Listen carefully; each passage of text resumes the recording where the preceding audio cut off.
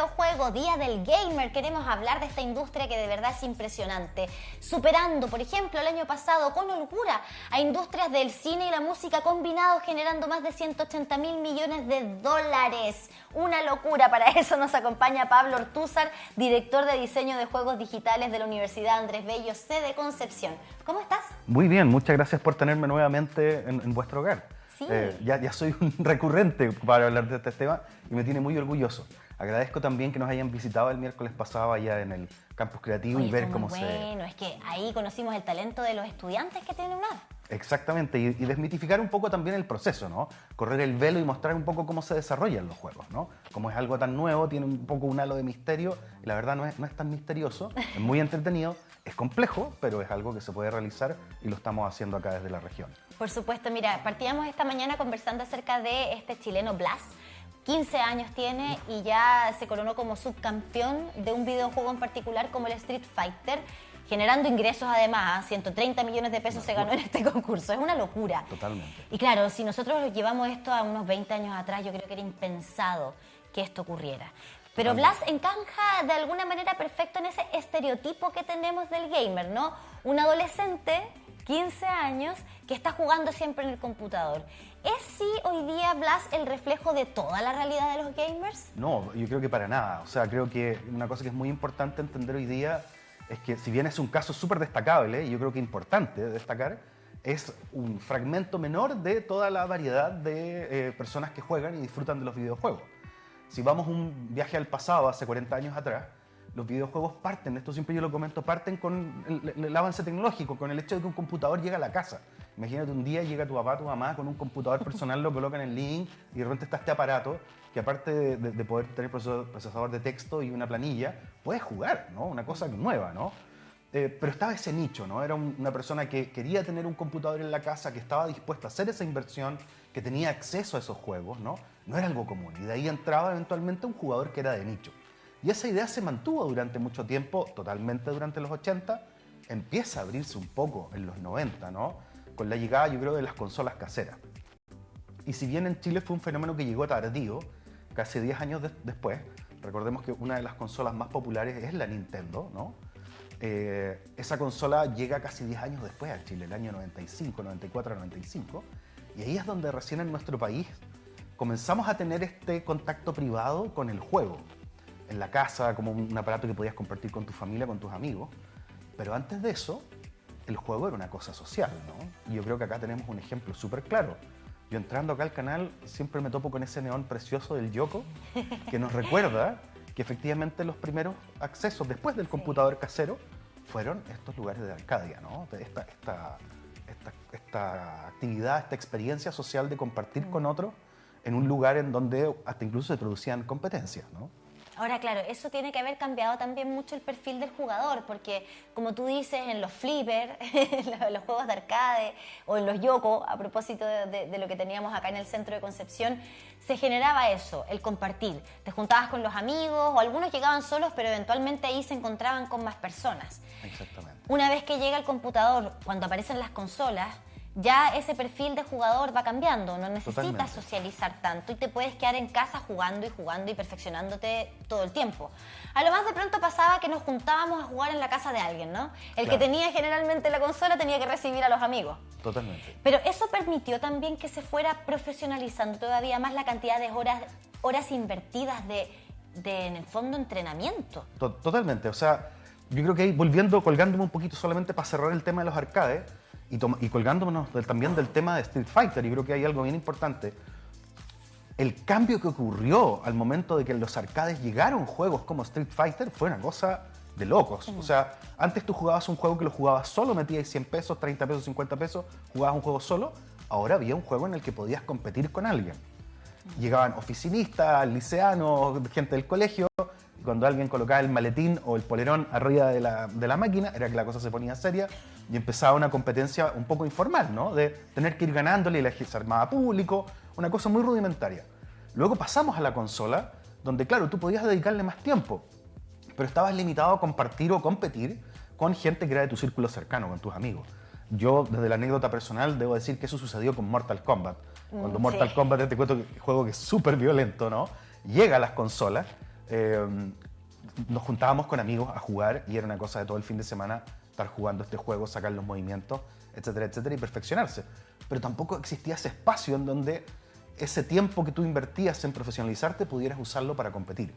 Cosa que cambia eventualmente con la llegada de las consolas. De hecho, estaba el reto de tantas mamás, tantos papás. ¿Y de qué te va a servir esta cuestión? Totalmente. Ponte a estudiar, porque con Totalmente. esto no vas a llegar a ninguna parte. ¿De qué te sirve saber cómo sacarle el poder al mono? A mí me pasó y ahora soy director de una carrera de juego. Pero Sí, bueno. claro. Entonces, claro, ¿qué es lo que ocurre? Y colgándonos también de la historia, ¿no? Llega la consola a la casa, llega el PlayStation 2, hay una revolución visual de los gráficos, de lo que puedes hacer, y de repente estas consolas se empiezan a conectar a Internet. Y este evento, que era una comunidad local de tus amigos del barrio con el que jugabas, se abre a una comunidad global. Estás jugando con gente de otras partes del mundo en el living de tu casa sin tener un computador, sin conocer cómo manejar un computador, con esta consola que se conecta a Internet. Y ahí fue en el caso de Xbox Live, ¿no? Xbox Live es la que abre esta frontera y logra que efectivamente la gente empiece a jugar de manera competitiva y colaborativa alrededor del mundo. Y de ahí empiezan a aparecer estas primeras ligas, estos primeros concursos que ya tienen tracción e importancia en los medios, ¿no? Y ahí la gente empieza a decir, oye, mira, este tiempo que estoy invirtiendo acá, me estoy profesionalizando, me estoy mejorando, puedo quizás hacer una carrera como un gamer profesional, ¿no? Ahora, respecto de cómo ha ido cambiando también el perfil del jugador. Porque claro, quienes fueron niños en los 80, en los 90, que vivieron todo ese proceso de los flippers, el arcade, a la consola en casa o el computador, ya del dispositivo vamos a hablar también, me imagino, en algún momento, fueron creciendo. Totalmente. Fueron creciendo, se fueron convirtiendo en adultos, entraron al mercado laboral, hicieron sus vidas, estudiaron, qué sé yo, se desarrollaron profesionalmente, tuvieron hijos quizás, familias. Luego empieza como las nuevas generaciones también a sumarse a estas nuevas tecnologías que ya estamos en lo que hemos visto ahora, que es impresionante. Pero ese niño de los 90 no dejó de ser gamer necesariamente. Ya no lo podemos asociar a simplemente una cosa para niños, una cosa para adolescentes. Para nada, o sea, hay que tomar en cuenta que la estadística global nos dice que el promedio del jugador mundial, no estamos hablando de Latinoamérica, sino que mundial, es de 36 años. Listo. O sea, es una persona que probablemente ya estudió, tuvo educación superior o no, está trabajando, tiene probablemente su propio ingreso, está casi a la par en los géneros, ¿no? Entre hombre y mujer, no hay mucha diferencia tangencial. O sea, hombres y mujeres de 36 años juegan más o menos lo mismo. Y eso te indica que al ser el promedio tienes una cola de jugadores hacia arriba, hacia la mayor edad y hacia la menor edad. Lo que cambia, creo yo, es el hábito, ¿no? O sea, si nos vamos a la etapa más infantil, en Chile incluso, que tenemos un uso súper alto del teléfono y las redes sociales, yo me atrevo a decir que el primer contacto de un niño con un juego ocurren 3 contactos al mismo tiempo. Se puso a llorar, el papá le pasó el teléfono y tiene por primera vez un contacto con un juego, con internet y con un supercomputador portátil. Pasan esas 3 cosas al mismo tiempo. De a poco quizás el niño se empieza a dar cuenta de que hay otros juegos más allá de los que hay en el teléfono y se pasa quizás a otros juegos. Y ahí empieza quizás en la época adolescente el perfil del jugador comunitario, ¿no? Que trabaja de manera colaborativa. Yo creo que el mayor ejemplo quizás es Fortnite, ¿no? Fortnite es un juego que tú lo puedes jugar en todas las plataformas, desde un teléfono, una tablet, el computador, las consolas. Es gratuito, free to play, ¿no? Y los niños, por lo tanto, y los adolescentes y los no tan adolescentes, pueden jugarlo desde el aparato que quieran, armando clanes, volviendo a repetir de alguna manera esa experiencia de jugar con gente conocida, una experiencia común, ¿no? O sea, estando adolescente que hoy día Gorillaz, la banda, está presente Totalmente, en Fortnite. Lo comentábamos el otro día aquí con Manuel Rosales, pero tenemos este espectro de jugadores que al día de hoy, no solo en Chile, sino que en el mundo puede ir desde los 3, 5 años, esto sin la intención de fomentar que así sea, pero es una realidad, ¿cierto? Claro. Desde los 5 a los 70, 80 años. Claro. Ahora, me imagino que también desde la industria hay una diferenciación de cada uno de estos gamers, jugadores, jugadoras, pero que a la vez son consumidores de juegos. Totalmente, sí. O sea, yo creo que ahí lo que suele suceder es que dentro de cada plataforma hay subdivisiones. O sea, por ejemplo, en el caso de todo lo que son juegos para teléfonos móviles, hay clasificaciones específicas que habla, por ejemplo, de ballenas, delfines, de un tipo de jugador de ese tipo, ¿no? El jugador que dedica muy poco tiempo a un juego gratuito, no invierte dinero, pero que le gusta estar jugando y que es necesario porque necesitamos que exista una comunidad. Pero por otro lado, siempre los diseñadores de juego para juegos móviles apuntan al jugador ballena, que es el jugador que gasta 200, 300 lucas mensuales en poder comprar power-ups, vestimenta para los personajes, accesorios virtuales, y son quienes finalmente financian el juego. Entonces, de alguna manera, también en el diseño de juegos en línea, que requieren esta cantidad de jugadores, hay subdivisiones también entre estas cosas. Volviendo también al caso del jugador de mayor edad, que quizás lo he dejado un poco abandonado en esta conversación, yo creo que el jugador de mayor edad, me atrevo a decir que quizás yo estoy en ese público, ¿no? Sobre 45 años para arriba, en donde el tiempo es complejo, ¿no? Por nuestras tareas diarias, normalmente buscamos juegos que quizás son más individuales, más de primera persona o que se pueden jugar solos, ¿no? Y en donde quizás hay una importancia más en la historia y en que el juego nos ofrezca la facilidad de poder parar o pausar o congelar el juego en el momento que yo quiera y después lo retomo y que eso no me penalice, ¿no?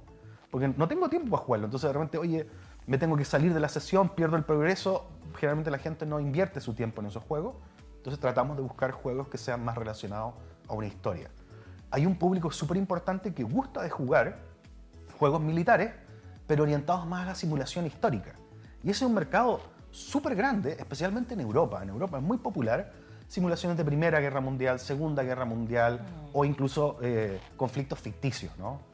En donde se trata de buscar que los elementos que aparecen en el juego sean lo más fieles a la realidad. Y compiten por, ojalá que el desarrollador sea lo más fiel a tratar de recrear estos elementos históricos y que el jugador participe de eso. Sé que interesante, porque también ya entonces por continente, por territorio que habita, se puede hacer un perfil distinto de cada jugador. Tú nos dices, en Europa, sí, claro, gustan de juegos de guerra, pero históricos. Lo vemos en Estados Unidos, no tiene mucho que ver con la historia, puede ser cualquier lugar, cualquier sitio, incluso en la actualidad hay muchos que están situados en conflictos, sí, claro, que hoy están activos. Claro, claro. ¿No? Los Call of Duty, los Modern Warfare, claro, entre otros. Entonces, claro, ahí va cambiando un poquito como la mirada dependiendo de dónde estemos. Claro, o sea, en Estados Unidos generalmente, que son los productores principales de juegos bélicos multijugador, está todo muy apuntado a el equipo que debe coordinarse para lograr un objetivo en un periodo de tiempo, ¿no? De 20-30 minutos, ¿no? Y en donde también el tema militar ya pasa como un poco a un segundo plano y empiezan a aparecer pistolas fosforescentes de oro, plateadas, un poco como bling bling, ¿no? Entonces, distorsionando un poco también la idea, lo vuelve claramente más lúdico, no con el peso que debiera tener un conflicto bélico. Y de hecho, hasta hace poco recordé, ahora que lo mencionaba, de que incluso, no recuerdo si en Modern Warfare o en Battlefield, apareció Iquique, Antofagasta, como un escenario. Mira. Entonces, mucha gente decía, oye, están motivando el conflicto con nuestros vecinos del norte de Chile, qué sé yo. Pero no trataba de eso, eran rusos y norteamericanos peleando en territorio chileno. Pero claro, bueno, era como para tener un espacio y una locación, ¿no?, distinta. Claro. Ahora, ¿podríamos hacer un perfil del jugador chileno? Entendiendo que, claro, nosotros acá no sé si todavía estamos en la industria posicionados como grandes productores de videojuegos a nivel internacional, pero sí somos muy consumidores de videojuegos. Claro. ¿Cómo podemos hacer ese perfil? Mira, si bien no hay estadísticas tan detalladas de cómo es el consumo en Chile, sí yo me atrevo a teorizar de que nuestro principal consumidor de videojuegos está desde los 10 hasta los 23 años. ¿Ya? Ese debiera ser el rango principal, claramente pasando por diferentes etapas de qué juego juega. O sea, pubertad, adolescencia. Claro, pubertad, adolescencia, cuando ya entran a la universidad y la cosa se empieza a poner un poquito más difícil, ahí ya empiezan a quizás dejar de jugar un poco, pero principalmente ese es el nicho en donde está el consumidor de nuestros juegos, ¿no? Que parte en una etapa temprana, jugando de manera muy casual en teléfono, de ahí luego probablemente invierten en un computador, posteriormente, o una consola, o ambos, ¿ya? Y empiezan a jugar ya y a consumir productos que son un poquito más caros, más dedicados, ¿no? Temas de género. ¿Mujeres u hombres son más jugadores en Chile? 50-50. Sí. 50-50. No se ha vuelto más 50-50 y apunta hacia ese 50-50. No es así en la industria. La industria chilena está muy dominada por hombres todavía, quienes desarrollan juegos. Bueno, nosotros vimos ahí dentro de la generación con la que estuvo Katy el día miércoles, nos contaba una alumna que ella era la única de su generación. Claro, pero ya vamos avanzando. Los chicos de primero ya tenemos tres mujeres en primer año. Qué bueno que así Y la sea. carrera en Santiago está llegando a la paridad. Ya está llegando a la paridad. Porque recordemos que tenemos la carrera hermana allá. Entonces es algo que estamos trabajando activamente en motivarlo y es cosa de tiempo nomás. Claro, porque yo creo que todo esto pasa por lo novedoso. Acá es una carrera que empezó hace no tantos años, entiendo, en Concepción. Entonces, claro, la primera generación tiene una, ya entraron 3 mujeres y probablemente en las próximas generaciones la cosa vaya avanzando hacia la Exacto. equidad. Pero claro, es interesante que hoy día, al menos desde el perfil de jugadores, la cosa sea 50-50. Claro. De hecho, te quería preguntar, en el segmento de personas ya adultas o adultas mayores incluso, ¿podemos hablar de gamers si tenemos a nuestra abuela, por ejemplo, jugando Candy Crush, Sudoku en una tablet o en su teléfono durante el día? Totalmente, o sea, yo creo que hay que sacarse de la cabeza esta idea del gamer en una silla que parece de avión con neones por todos lados. Sí, esa es como la idea arquetípica del gamer, pero podríamos decir que un gamer es un jugador dedicado, ¿no? Que transforma esto en un hobby al que le dedica una cierta cantidad de horas. Está más cerca, basta con que juegue cualquier juego y le dedique una cierta importancia o un cierto tiempo de su día a jugar un juego. Y claramente podríamos decir que una persona que juega ajedrez en el teléfono es un gamer, es el juego más antiguo del mundo, uno de los juegos más antiguos del mundo, claro. que juega Sudoku, obviamente, que venía del diario, quizás del crucigrama, de jugarlo en el papel y ahora lo puedes jugar en el teléfono. Todos estos juegos de palabras. Solitario. Exactamente, todo ese tipo de Mahjong. juegos. Hay mucha gente que, por ejemplo, del segmento tercera edad, que ha retomado los juegos de carta con un juego que ha sido un fenómeno, que es Balatro. Balatro, que es básicamente un juego de póker, pero con ciertas mecánicas como de dungeon crawler, como al azar, en donde yo voy modificando la mano de mi póker con unos jokers. Y se ha vuelto un fenómeno. En mi estudiante, yo me he vuelto adicto y de hecho si ustedes buscan en WPlace, este sitio en donde la gente puede dibujar arriba del mapa, Concepción está lleno de referencias dibujadas con este juego de cartas. ¡Ay, qué buena! ¿Ya? Oye, ¿y en qué juegas tú? Yo en este momento, como no tengo tanto tiempo, estoy jugando Balatro en mi teléfono. Ya. Pero lo tengo también en el computador, juego en el computador. O sea, tú te mueves entre esos dispositivos, Sí. computador y teléfono. Y tengo una consola que está acumulando polvo ahí que no la prendo hace un rato. Oye, Pero- ya, y pasa eso, ¿ah? De repente Claro. algunos gamers tienen ahí sus consolas un poco más guardadas por el tema del tiempo, básicamente. Sí, totalmente. Totalmente es un tema de tiempo. Y además la familia de pronto, si Claro. se suma ese factor, ¿cierto? La tele es compartida o querrán jugar otra cosa, o si me voy a poner a jugar aquí, de repente va a llegar, papá, pero yo quiero jugar contigo, pero como que va cambiando también esa configuración. Totalmente, claro. Entonces, sin embargo, ahí hay un factor súper interesante que tú mencionas cuando hablamos de los diferentes dispositivos. Yo creo que tenemos ahora este gamer, como un poco resumiendo, ¿no? Que en Chile va desde los 6 años hasta los 23, ¿no? Infancia temprana, adolescencia, preadolescencia, adolescencia, infancia temprana. Luego, claramente, baja un poco la cantidad, pero hay muchos jugadores sobre 30, profesional, claramente le dedica menos tiempo, pero puede que invierta más dinero en el juego. Y ahí empieza a ocurrir este fenómeno que mencionamos rápidamente ahora, de que hay juegos que corren sobre múltiples plataformas. Por ejemplo, en el caso de Fortnite, un chico que en su colegio se escondió el celular y juega a Fortnite, después el avance que tiene ahí lo abre en su consola o lo abre en su computador. Por lo tanto, el juego es multiplataforma. Y está tendiendo un poco hacia allá de que hay ciertas experiencias de juego, no todas, apuntan a que pueden ser jugadas o experimentadas desde un navegador, desde la consola, desde el teléfono. Entonces, está apuntando hacia allá la industria también, ¿no? De tratar de darle esa facilidad. De hecho, un fenómeno que ahora es como una especie de cisma, ocupo ese término que es como histórico y que tiene un carácter religioso casi, Sí. se está dando porque hay juegos de Xbox como Halo que van a empezar a correr sobre PlayStation, ¿no? Entonces, cosa que era pasar lo algo... impensado. Va a pasar lo impensado, ¿no? Como que hay juegos que originalmente solamente le pertenecían a una consola. PlayStation dio como ese primer paso a abrir sus juegos a PC, los más populares, y ahora se van a abrir a, Es que yo creo que puede consolas ser competidoras, ¿no? que ven también lo que pasa con las aplicaciones en los teléfonos. Claro. Las aplicaciones, los juegos en el teléfono puede correr en un Android, en un sistema iOS y eventualmente si es que llegara a otro. Y eso permite también mucho más mercado. Totalmente. Finalmente o sea, cerrarte es perder clientes, claro. perder usuarios. Más aún en un medio en donde la apuesta por juegos de alto perfil es muy riesgosa.